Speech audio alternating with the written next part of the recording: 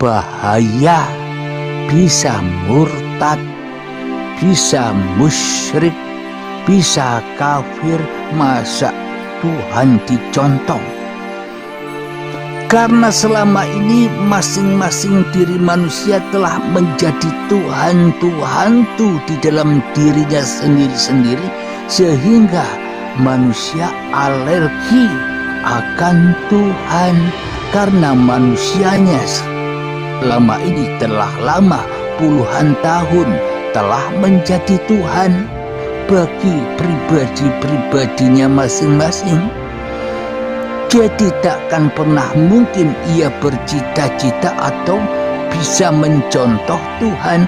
Kenapa? Karena manusianya selama ini sudah puluhan tahun jadi Tuhan sendiri.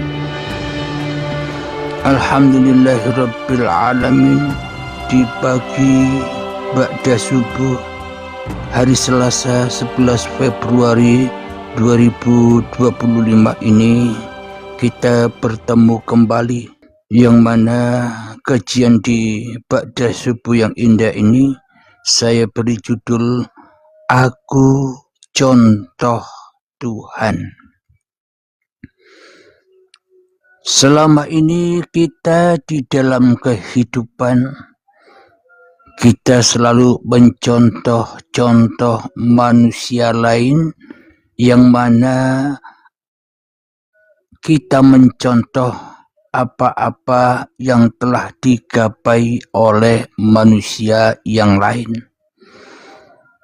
Ketika kecil kita mencontoh, yang perempuan mencontoh jadi ibunya, yang laki-laki mencontoh jadi ayahnya. Ingat ketika kita masih kecil, trauma-traumaan, main sandiwaraan lewat boneka atau lewat gambaran-gambaran boneka yang telah kita mainkan dahulu. Pasti yang dicontoh adalah manusia. Bagi kita masih kecil dulu ditanya, wahai Abdul Halim, besok cita-citanya kamu kepingin jadi apa? Besok kalau sudah besar aku kepingin jadi polisi, kepingin jadi tentara, kepingin jadi pilot, kepingin jadi pengusaha, kepingin jadi pedagang, kepingin menjadi petani, dan sebagainya. Kita selalu mencontoh manusia lain yang sudah sukses. Namun ketika manusia itu sudah berhasil, ketika sudah dewasa, berhasil menggapai impian-impiannya, yang bermimpi atau yang bercita-cita jadi polisi, tergapai bisa menjadi polisi. Yang bercita-cita atau mimpi menjadi tentara di waktu kecil, berhasil bisa menjadi tentara, berhasil bisa menjadi pedagang, berhasil bisa menjadi pengusaha, berhasil bisa menjadi apapun yang diinginkannya, bahkan berhasil bisa menjadi presiden. Maka semua yang dicontoh-contohkan adalah tetap manusia.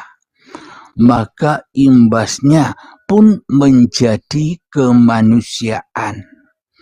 Bila di dalam kemanusiaan, maka manusia pasti jatuh ke lembah fahsya wal mungkar.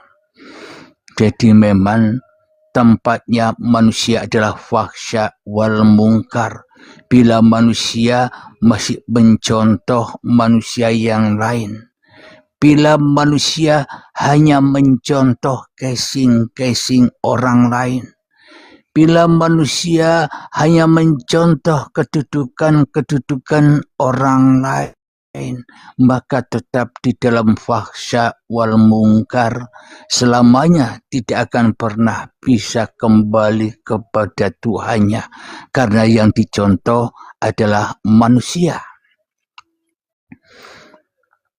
Yang jadi murid mencontoh atau bercita-cita ingin jadi guru, ingin jadi ustadz, ingin jadi pendeta, ingin jadi kiai, dan sebagainya.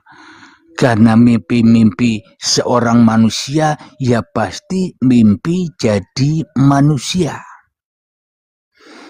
Tak satu pun manusia bermimpi atau mencontoh Tuhan, karena selama ini manusia bertuhan hanya hayalan manusianya saja.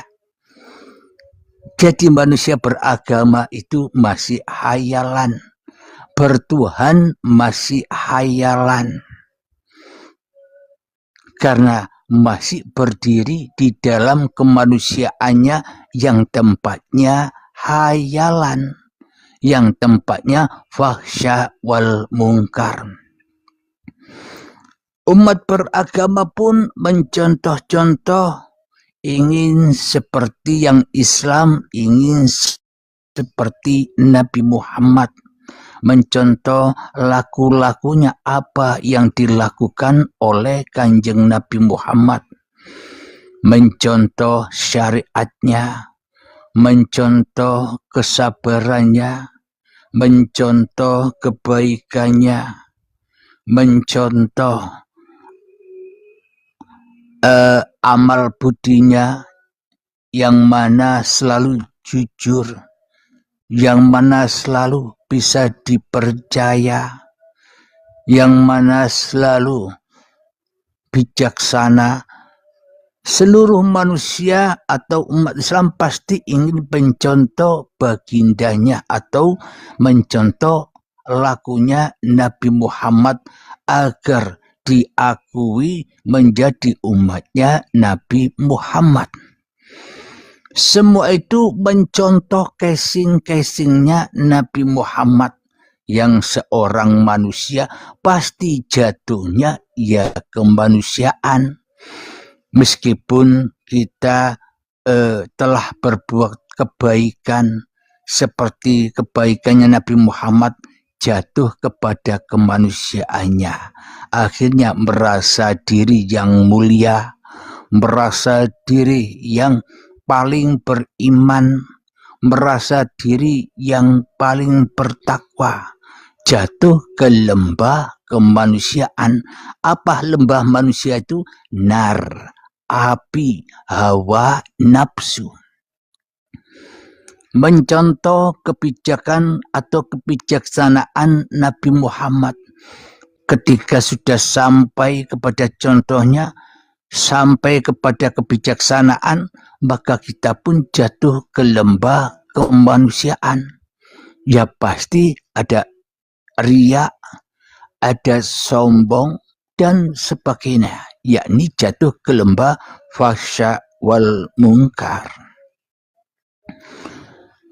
Ketika mencontoh akhlak Nabi Muhammad yang sopan santun dan sebagainya, ketika kita sudah bisa melakukan akhlak yang mulia atau sopan santun kepada sesama, kalau ada orang tua lewat atau ada manusia di sekitarnya, permisi, nuwun sewu. Ketika kita sudah merasa bisa begitu, pun juga jatuh kepada kemanusiaannya. Merasa diri kita yang paling berakhlak mulia seperti baginda Nabi Muhammad Sallallahu Alaihi Wasallam. Karena yang kita contoh hanya manusia, pun jatuh ke lembah kemanusiaan. Alhamdulillahirabbil alamin. Jadi judul yang saya angkat ini, aku mencontoh Tuhan. Jadi contohlah Tuhan yang ada di polisi, contohlah Tuhan yang ada di tentara atau TNI. Contohlah Tuhan yang ada di pedagang. Contohlah Tuhan yang ada di presiden. Contohlah Tuhan yang ada di pilot. Contohlah Tuhan yang ada di petani. Contohlah Tuhan yang ada pada cita-cita manusia yang diinginkan manusia, yakni mencontoh Tuhan, jangan mencontoh manusia. Makna mencontoh Tuhan di sini, lihatlah ayat-ayat Tuhan yang ada di polisi. Lihatlah ayat-ayat Tuhan yang ada di tentara. Lihatlah ayat-ayat Tuhan yang ada di pengusaha. Lihatlah ayat-ayat Tuhan yang ada di pedagang. Lihatlah ayat-ayat Tuhan yang ada di petani. Lihatlah ayat-ayat Tuhan yang ada pada baginda Rasulullah Sallallahu Alaihi Wasallam, Nabi Muhammad. Lihatlah ayat-ayat Allah yang ada di Nabi Isa atau Yesus. Lihatlah ayat-ayat Allah yang ada pada para nabi dan para rasul. Maka ketika kita bisa melihat ayat-ayat Allah, maka ternyata manusia tidak pernah mencontoh manusia, tapi manusia selalu dan selalu mencontoh Tuhan, mencontoh Allah, mencontoh Allah, mencontoh Sang Hyang Widi, mencontoh Gusti Allah dan sebagainya. Ternyata kita selama ini tidak bercita-cita, tidak pernah sedetik pun atau tidak pernah punya niatan walaupun sebiji darah untuk mencontoh Tuhan, karena tidak mungkin, karena itu hanya khayalan. Masa Tuhan dicontoh? Bahaya. Bisa murtad, bisa musyrik, bisa kafir, masa Tuhan dicontoh? Karena selama ini masing-masing diri manusia telah menjadi Tuhan-Tuhan di dalam dirinya sendiri-sendiri, sehingga manusia alergi akan Tuhan, karena manusianya selama ini telah lama, puluhan tahun, telah menjadi Tuhan bagi pribadi-pribadinya masing-masing. Jadi takkan pernah mungkin ia bercita-cita atau bisa mencontoh Tuhan. Kenapa? Karena manusianya selama ini sudah puluhan tahun jadi Tuhan sendiri. Bagaimana mungkin kita bisa mencontoh Tuhan? Wong Tuhan yang kita pertuhankan selama ini tidak ada. Bagaimana mungkin kita bisa mencontoh Tuhan? Wong Tuhan yang selama ini kita yakini hanya Tuhan khayalan. Bagaimana mungkin kita bisa mencontoh Tuhan?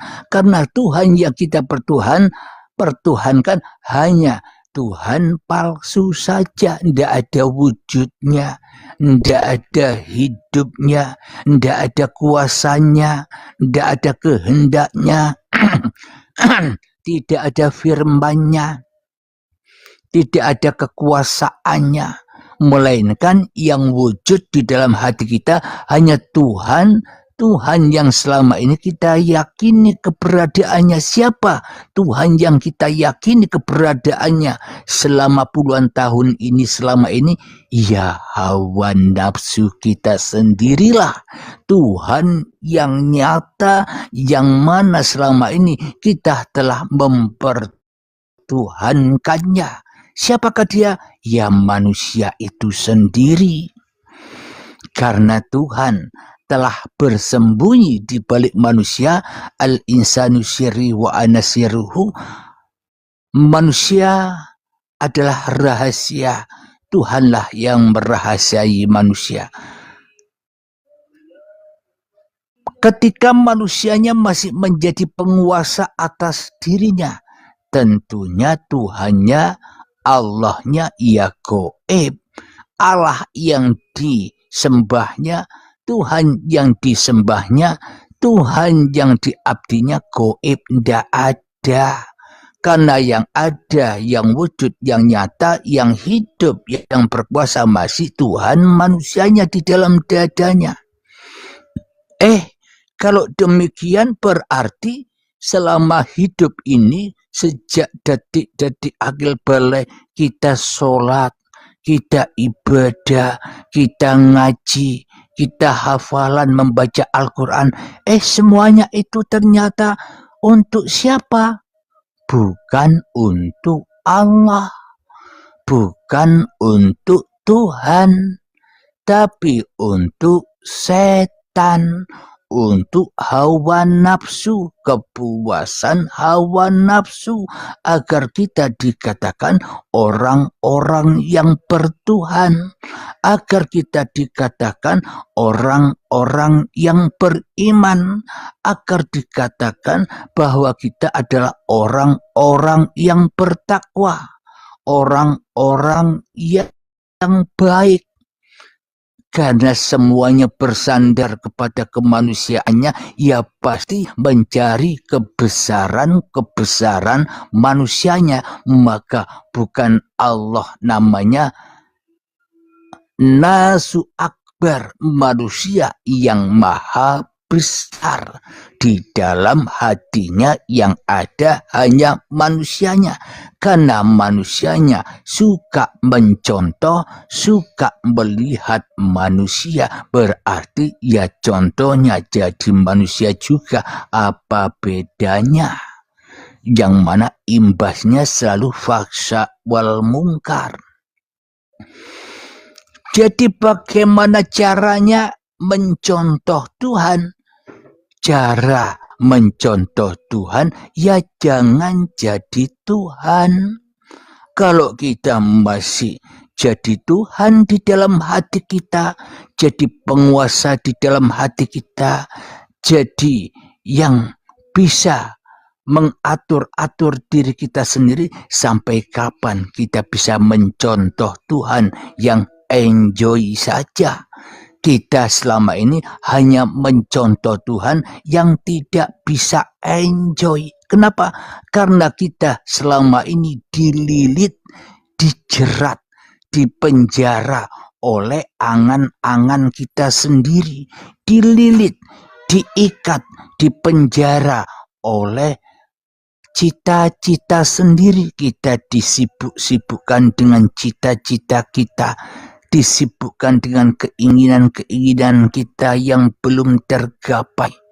Karena yang kita inginkan, karena yang kita lihat, yang kita dengar, yang kita contoh hanya manusia, maka selamanya takkan pernah bisa enjoy, panas terus. Dikasih rezeki kurang terus.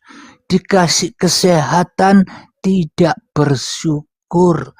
Dikira kesehatan itu bukan rezeki, padahal rezeki kesehatan yang ada di dalam tubuh kita ini tidak bisa dibandingkan dengan rezeki uang miliaran. Rezeki harta triliunan tidak bisa dibandingkan. Bahwa rezeki yang ada pada diri kita ternyata rezeki yang agung, rezeki yang indah. Sehat ini indah, bahagia ini indah.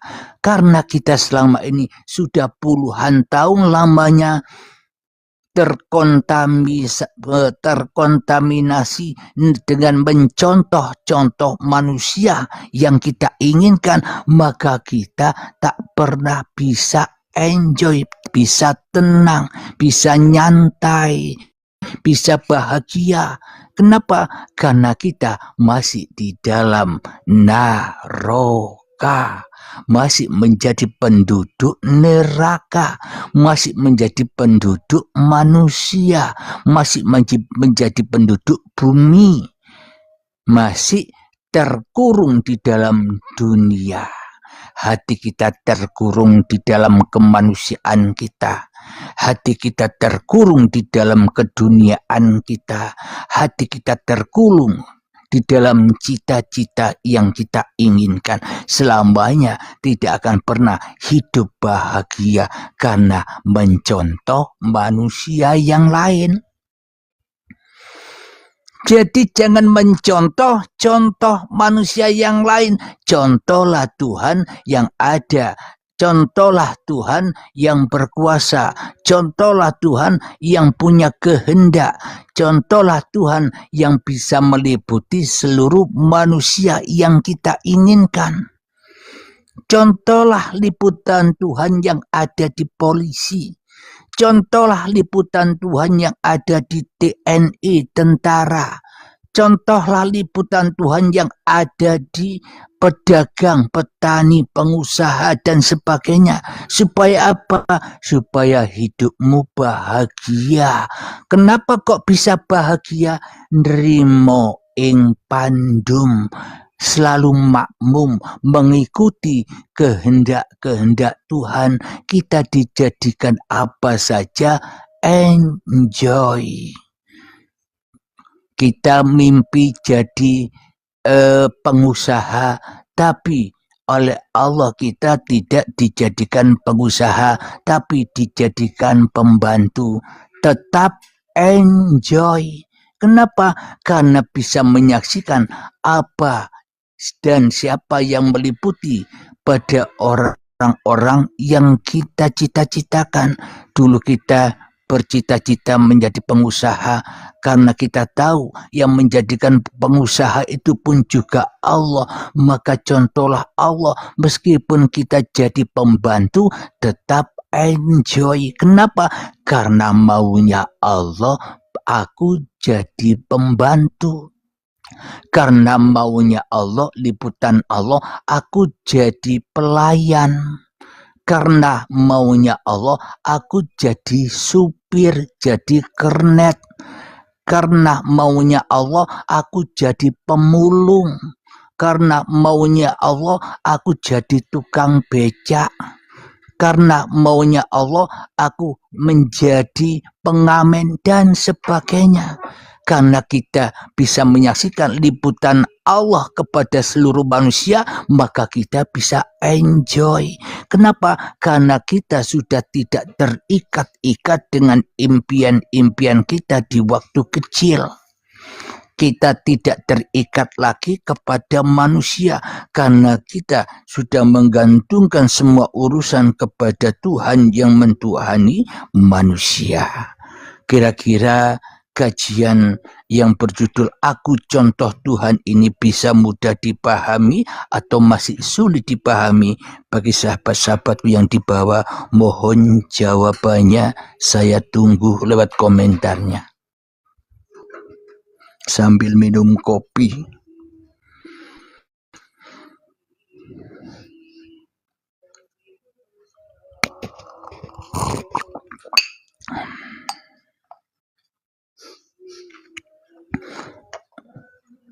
Al-Jamili, mudah banget, alhamdulillah. Yang lain mana jawabannya? Kajian diberi Allah ini sangat mudah dipahami, apa sulit dipahami? Karena judul-judulnya serba ekstrim, judul-judulnya serba terbalik, judul-judulnya yang mana selalu kontroversi dengan hati manusia. Bintang tragedi, alhamdulillah, berarti sangat amat mudah dipahami ya. Yang berjudul Aku Contoh Tuhan, aku mencontoh Tuhan, tidak mencontoh manusia. Karena manusia hanya dikuasai Tuhan, ya contohlah Tuhan sehingga kita selalu rela, selalu ridho dimanapun kita ditempatkan, dimanapun kita berkeadaan, keadaankan agar kita selalu enjoy. Jangan bersedih lagi dengan nasib-nasib kita.